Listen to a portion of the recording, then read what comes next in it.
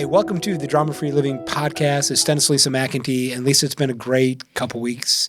We've walked through 6 different intelligences, and we're going to finish it up with the last 2 and all these different capabilities. And for me, it's been a great self-evaluation as we've kind of walked through the last couple weeks, really just almost like remembering and thinking about, okay, what do I need to do to upgrade a little bit of my leadership? Right. And these 8 intelligences that we've been talking about, they are 8 intelligences to increase your joy and effectiveness on the journey that you are on with other people around you toward a common goal. And every person has some of these intelligences in a very strong way, and some of them in a much weaker way, and different levels in between.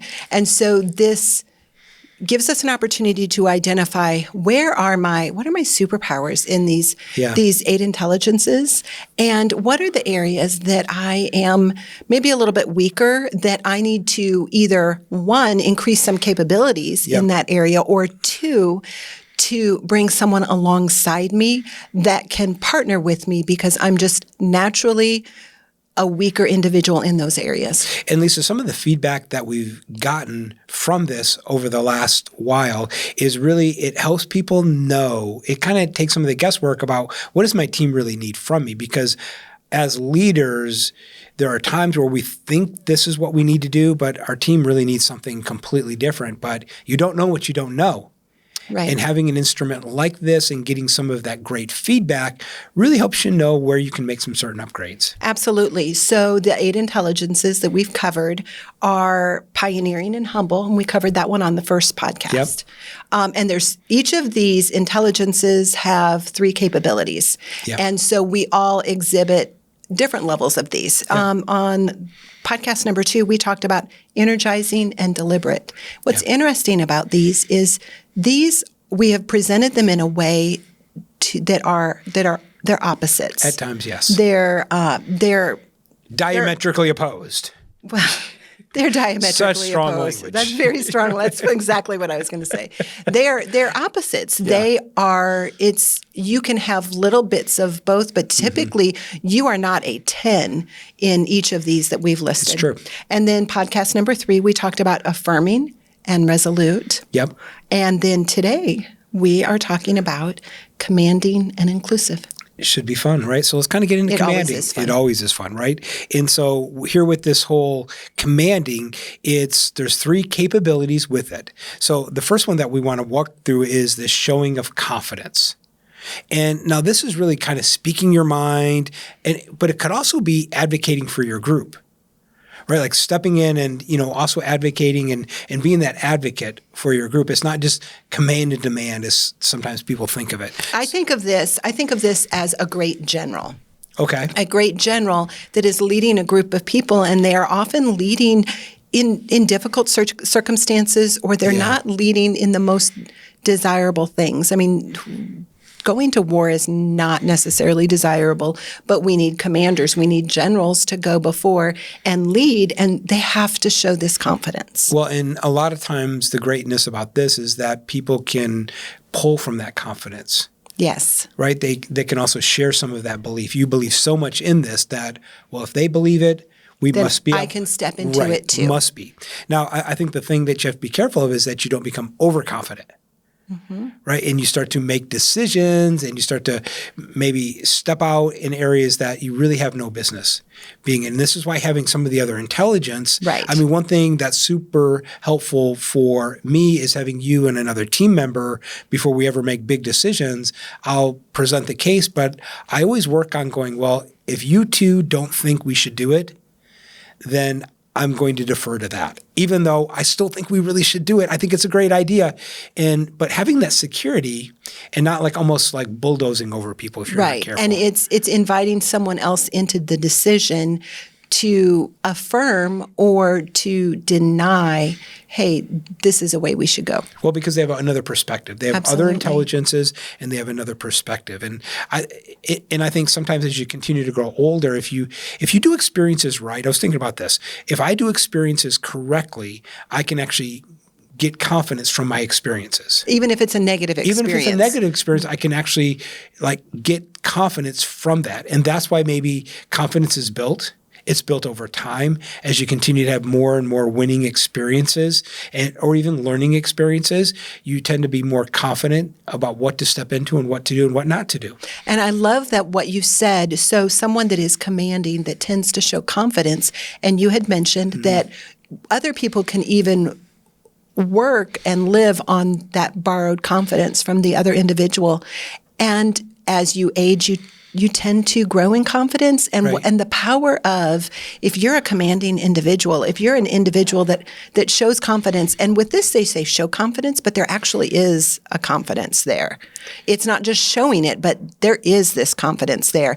And the power of someone who is commanding and showing confidence to partner up with a younger individual, maybe a young adult or teenagers or those that are newer in a company, and that those that have more seniority coming alongside someone else that's newer, because there is a faster path to helping instill confidence in another individual, especially if your strength is showing confidence. Well, Lisa, I've even seen that with our own team. Is there have been different team members that have come alongside and really borrowed our confidence, whether it was in certain areas where we were gifted at, and we gave them some of the confidence and some of the even trained them in some of the skills, and then they were still uncertain, but you know what? They borrowed our confidence. They were like, well, I'll give it a try. Yeah. I mean, sure. Right. I remember one particular team member, I showed him how to do something. I said, you can do this. And she was like, really? Yeah. Just pick up the phone, do this and this. And okay. Right. And she just borrowed the confidence. So I think that's part of the power, is allowing other people to borrow your confidence. But that's not the only one in this sort of commanding. Is this also idea of taking charge. And I think when you take charge, people can count on you. It's almost like they can step up when they need direction. Right. And I think the leader's job is really this skill of knowing what and why. This is what we're going to do, and this is why we're going to do it. But if you're a great leader, I think the how and the when, those things are up for debate, right? You have other team members that can help it speak into that. The how and the when, you can rely on others with other capabilities and with other intelligences to speak into that. And you as the commanding individual and as the taking charge individual, you don't necessarily always know the how and the when. Well, and it's this whole idea of, do you want to be in control or do you want to be in charge? And that's a powerful statement. It really is. And many times, if you don't have the right intelligence, you shouldn't be in control. People that have— Nor should you be in charge. I'll give you that too. But also knowing like what you're in charge of and what you're not in charge of and what you're in control of and when you're not in control of. And those are really pulling from different intelligences. Absolutely. And I remember a particular team member where she asked me a question. I said, hey, you're in charge of that. You tell me. And she just kind of looked at me and go, hey, you're in control of that. So you tell me when you want it done, because I know what and why, but I don't know how. And really, I think that gives people a sense of belief in themselves and a more sense of confidence. And so there's this showing confidence, taking charge, and then there's this idea of focusing on results, right? And so what can happen here is you put yourself in others, and it's all about results, and you set these ambitious goals. I think the shadow side is— Yes, I was going to say that. Shadow side is being strictly results-oriented and results-focused. Right, and almost like so ambitious. And here's what I mean by ambitious, is that you put too tight of timelines on different goals and objectives. And put too much of a pull on different individuals within the group. Yeah. That is not reasonable nor healthy. Yeah, and I think that's the thing, is that you don't want to focus so much on results to the detriment of other people, that you sort of leave all these relationships that are broken and busted, and that kind of just, hey, you got this goal, but you just killed 10 people to actually get it done. Right.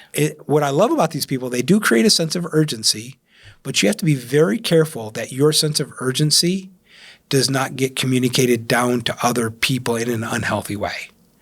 Right. That your sense of urgency works with an appropriate timeline of when something needs to be done or should be done. Yeah, because and I've told people in our roundtable coaching program that I don't think there's any unreasonable goal that you have. Whatever goal that you want to accomplish, I don't think it's unreasonable. I think you can absolutely do it. Whether a number, whatever it is, I just think we set unrealistic timelines on these things. I want this by tomorrow, right? And if we're not careful, we have to have a good perspective of time.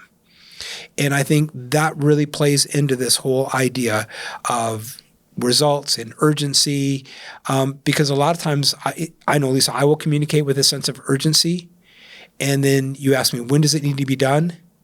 And really, it doesn't need to be done today or yesterday. Needs to be done yesterday. Does it really need to be done yesterday? And that's where I need people in my life and other team members to ask me some of those questions. And that's the shadow side of the commanding intelligence. Yeah, absolutely. So, Lisa, why don't you talk about the inclusive mindset? Because I think this is where you shine the most personally. So the inclusive mindset, the inclusive intelligence truly is the kind of the antecedent. It's the opposite of this of this commanding. Yeah. Because you can have both the inclusiveness intelligence and you can have the commanding intelligence, but it is a rare individual, typically a unicorn, that has both in such a high level of strength.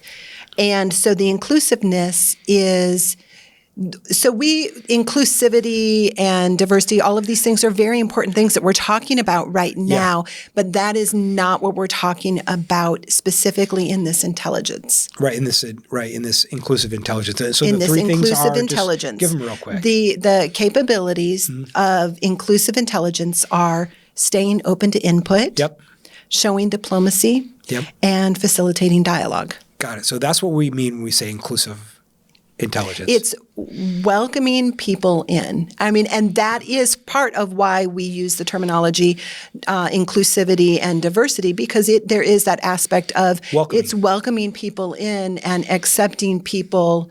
But what we're talking about is completely different than the inclusivity that we're seeing in culture and in companies that we're trying to instill to have healthy work environments. Yeah. So the inclusiveness, it's staying open to input. You are so great at that because you're always asking questions. In fact, even as we were doing the podcast, our producer, you asked her all these questions. You wanted her input. I was like, and I really was curious. I'm a very curious individual, and I am always wanting input, and I always stay open to input, because one of the skills or one of the qualities of this capability of staying open to input is reconsidering your own ideas. I am constantly reconsidering my own ideas. I think, okay, and I'm hardly ever reconsidering my own ideas. No, it's not totally true. But there's an element of truth to it. But there's these things that they are, okay, these are my ideas, this is my perspective, this is how it should be done, and I'm always reconsidering my own ideas. Now, the shadow side of that is second guessing to a fault. Yeah, and not stepping in with confidence or in an important timeline or urgency to be able to accomplish what I need to accomplish. So if I rely too much on this inclusiveness and this staying open to input, I can actually work slowly or work with less confidence because I am not stepping in and doing it. I'm second guessing. Well, isn't that where kind of like some of the procrastination, or like sometimes it's like it's uncertain and you'll never have 100% uncertainty.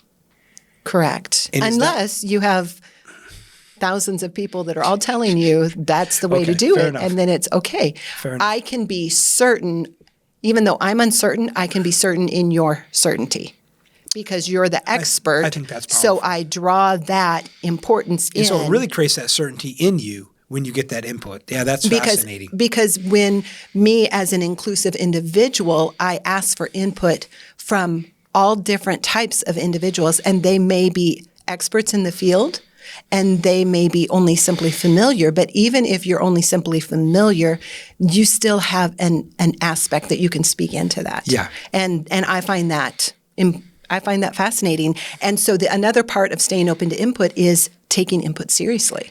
So if you give me input, I am going to take it I am going to seriously consider it, especially if you're the expert.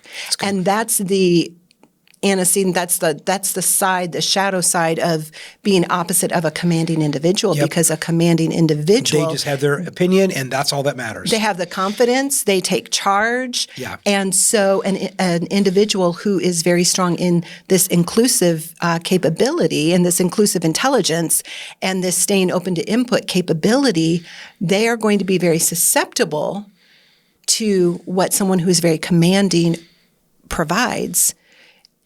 And they need to make sure, okay, is this backed up by enough people, or am I just overpowered by this commanding individual because it's their input and I take input seriously?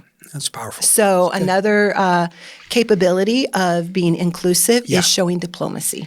Okay, and what do you mean by that? That's listening. Okay. That's genuinely caring. Okay. It's not playing favorites. It's diplomacy. Is it kind of like tact in communicating? Yes, it's tact, not just in communicating, but even in relationships. There's no favorites. Is it also being very intentional with your words? Yes. Like how you speak. So when we were getting ready to do this, I thought about a particular time. We were in the round table and I said something. And I immediately, in the back of the room, saw another one of our coaches just like put her head down and just shake her head. I looked at you and you just like turned away. And I thought, Shoot. Probably shouldn't have said. Now, if you want to know what that is, DM me and I still won't tell you. I'm not telling you. Do you remember exactly? If you're thinking about what I'm thinking. I will not tell you. I promise you. If you DM me, I will not tell you. And if it's what I'm thinking, then you will not tell anybody. But I will duct tape your mouth closed. But it just wasn't very diplomatic. Right. And really it just wasn't. And it was a great learning experience for me. And what the truth that you were communicating was a truth. It did not change the value of the intention and what you were communicating, but the tactfulness, the word picture, the idea of what you were communicating did not show this inclusive intelligence, and it didn't show this showing diplomacy capability. It didn't. So we already know now my upgrade, right? My upgrade moving forward showing diplomacy. No, most of the time you do a great job with showing diplomacy, but it comes back to you don't know what you don't know. Well, and what's great about this is that I got that feedback from team members afterwards. And then I really had understanding. Before I probably shouldn't have said it, but after I got the feedback, I understood just how important it really was. Well, with that, what you said was a colloquialism. It was a statement. It was a phrase that people use, but not realizing the underlying meaning or the connotation that it draws, and realizing, that's probably not a way to communicate. Yep. But that's why it was so important for you to have people that were inclusive and had that inclusive intelligence in the room. And that's why we need all of these different individuals and these different intelligences around us, and also these capabilities that we can increase. Yeah, absolutely. And then the third capability for inclusiveness, for inclusive intelligence, is facilitating dialogue. Okay, and this is really kind of like getting other people's opinions. Like, what is this really? It's encouraging other people's point of views. Okay. Now, facilitating dialogue, I would say, is different than maybe facilitating dialogue. No, so being in a workshop and facilitating dialogue amongst the people within the workshop, or even in our roundtable and facilitating dialogue. That type of facilitating dialogue really does involve more the commanding, and it does involve more, I would say, the affirming or the energizing. Some of these other intelligences. Right. When I'm talking about facilitating dialogue, this would be more of a one-on-one rather than a stage presence. It's encouraging others' point of view. It's kind of almost inviting their opinions. Inviting them into the decision process. And is the key question there like, hey, what do you think about this? Or just asking some of those questions, what's your What's your take on this? What's your perspective? So tell me about whatever. Yep. And it's just encouraging others' point of view and seeing what they see, getting other people's buy-in. Yeah. And inviting other people's opinions. It very much goes along with the first capability we talked about, which was staying open to input, and then also facilitating dialogue. But it's powerful because there can be several people in the room, and we can have a conversation with multiple people, and there can be just one person that has this capability, this intelligence, but they can facilitate this conversation. That's where you see a lot of counselors are really good at just facilitating this dialogue and this input and it's a way to create a safe space that people feel space just communicating to be themselves, that you actually value something that they have to say or they think, even if they're not the expert. Okay. And it's, tell me what you think about this. I know maybe you're not an expert, but I'm still curious because I know you have some experience in this, maybe being on the other side of it or being involved in it. And how do you see this? That's awesome. And what's your take on it? Yeah. So listen, this is our last podcast episode on the 8 intelligences. We went through 24 capabilities. If you haven't listened to all of them, go back from the beginning. And if you would like a particular instrument that really gives you reality, right? Kind of gives you that reality check. We're going to put the notes in the show, and you can get that. It's something that we want to do. We don't really advertise it out on the internet a whole lot, but we just wanted to do it for the Drama-Free Living family. So Lisa, the kind of walking through the different capabilities we talked about today with the commanding intelligence, it's showing confidence, taking charge, focusing on results, and then this inclusive mindset, staying open to input, showing diplomacy, and facilitating dialogue. And what we've talked about before is all of these intelligences are super, super important. Yep. They are valuable and we need them. And all of these intelligences also have the shadow side.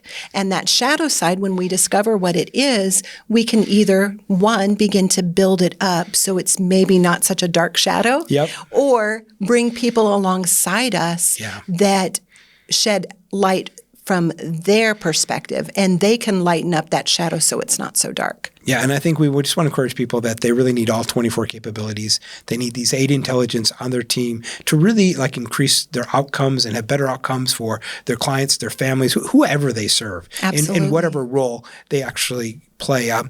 For you, Lisa, I'm thinking obviously showing diplomacy, right? It's something that I do need to kind of think through and just always remember the environment that I'm in. So that's probably my upgrade that I'm thinking about. I would say for my upgrade, it would be focusing on results. Okay. Because sometimes as someone who is not necessarily commanding, now commanding is probably midline for me. In all of the 8 intelligences, I can come in and I can step into that if I need to, because that's part of something that I'm just naturally gifted in, but not as much as, say, inclusive. Right. And so focusing on results, I need to make sure I keep the ball moving and I continue, even though I'm getting other people's input, that deadline is important or that the results are important, but they're not so important that it has to be perfect, but it is a result, a positive result and a decision. That's awesome. Listen, so we want to encourage you when you get better, everything around you gets better, your teams get better, your relationships, your families get better. It's really the key for drama-free living. And so if you would like the assessment, use this instrument, we're just put it in the show notes and you can have it. And listen, keep getting better. And we'll see you next time on the Drama-Free Living Podcast.